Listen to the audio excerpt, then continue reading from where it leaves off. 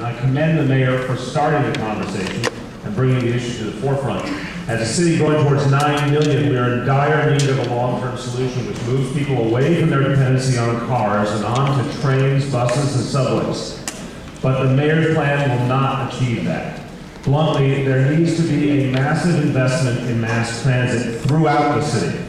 This plan does not ensure that we will see mass transit improvements and expansions where they are needed most, in the outer boroughs. Brooklyn's share of the promised improvements in the MTA capital plan, for example, pales in comparison to Manhattan's. The so-called lockbox attached to the congestion pricing plan only guarantees that the funding is used for transit improvements in general, not for improvements in Brooklyn or the other outer boroughs.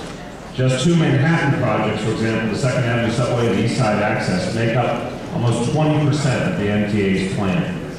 Let's be realistic. Projects like these, which are already being funded and where construction has begun, will be the priority, not projects in Brooklyn and the outer boroughs. We have many reasons to be skeptical that the MTA will eventually also have to cut the capital plan. Just a couple of months ago, we were all sold a fare hike with promises of enhanced service and capital improvements, but it only took the MTA a few months to break that promise, as we saw just a few days ago.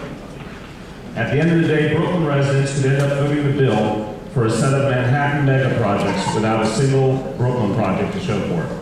By the MTA's own admission, even the most optimistic revenue projections will not cover the full cost of their capital plan, which means one of two things will happen. There either needs to be significant new revenue, or the mayor's current plan will end up being cut. And if we get to that point where the mayor's plan has to be dramatically scaled back, which projects will survive and which will be left on the cutting room floor? My fear is that the share of the MTA capital plan dedicated to Brooklyn and the outer boroughs will be put off again to another day.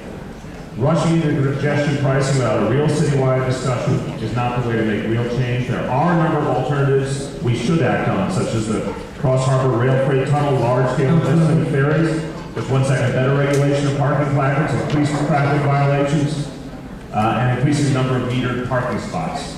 So I'm just not prepared at this time to ask cops, firefighters, teachers, and hardworking people in Brooklyn to shell out more of their hard-earned money for promises that are not going to be realized. Thank you. And I urge my colleagues to vote no.